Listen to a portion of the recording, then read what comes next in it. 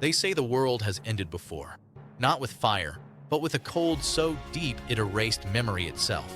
This was before the seven were named, before kings learned to count years, before the wall cast its shadow across the world. A winter came that did not move. Snow swallowed forests.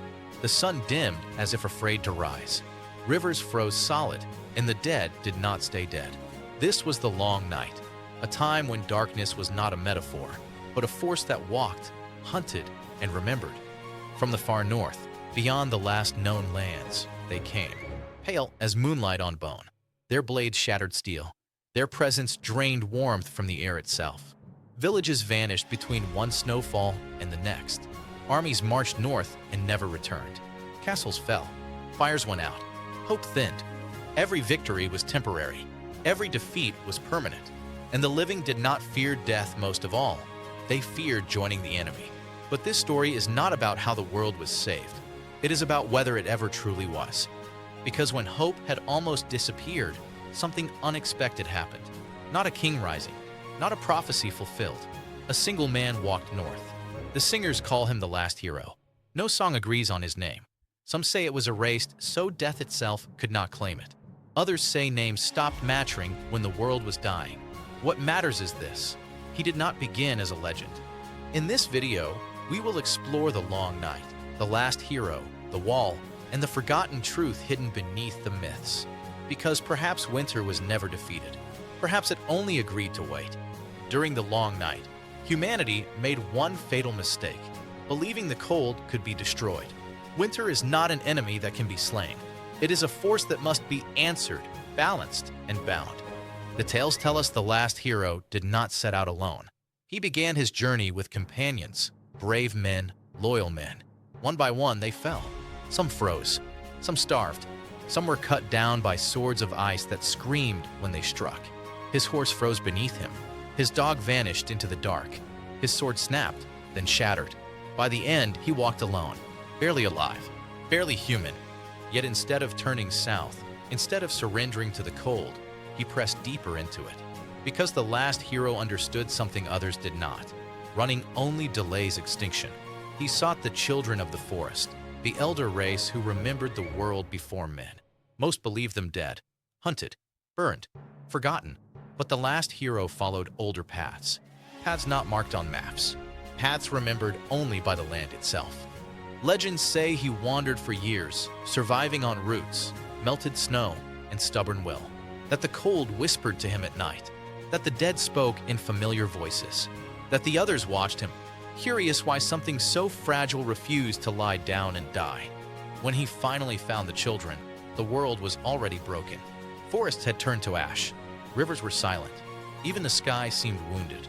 The children knew a truth men would later forget. You cannot destroy winter. You can only bind it. They did not give the last hero armies. They did not give him steel. They gave him knowledge, dragonglass, born of fire and earth. Older than Valyria, older than crowns. A substance the cold could not command. For the first time, the others could bleed. For the first time, the dead learned fear.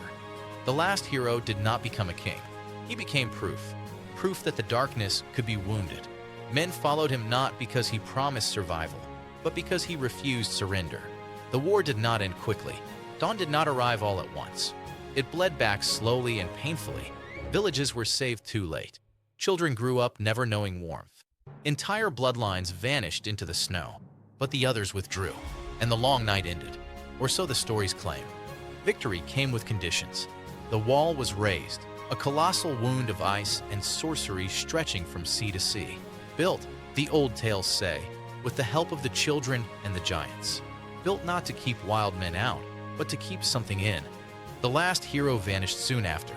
No tomb, no crown, no heirs. Almost as if the world itself erased him once his purpose was fulfilled. Some say he died quietly. Others say he walked back into the cold. And that is where the story becomes dangerous. Because the long night did not end because evil was destroyed. It ended because something agreed to wait. Waiting is not peace. Waiting is patience sharpened into a weapon. The world warmed again. Grass returned. Ice flowed. Men rebuilt and called it victory. They crowned kings, drew borders, and turned survival into history.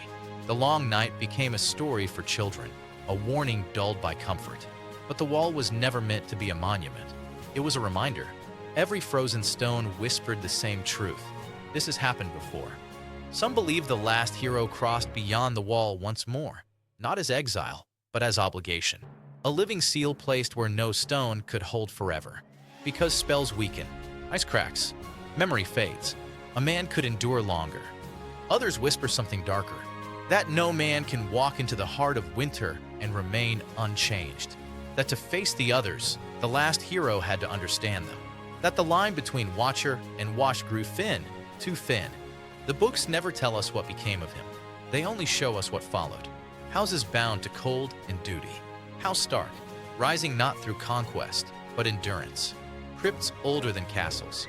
Stone kings seated with swords, not symbols of honor, but precautions. Why guard the dead so carefully, unless the dead once refused to rest? Why teach children of winter, only to set them aside when balance is restored? Perhaps the truth is harsher than legend allows. The last hero did not end the long night. He postponed it. The children faded. Giants dwindled. Magic thinned. Men multiplied and forgot. The Night's Watch became a punishment instead of a purpose. Oaths were repeated without understanding. And in the far north, the cold remembered everything. When the others stir again, it does not feel like invasion. It feels like continuation. Heroes do not end such things. They only delay them. And winter is not the end,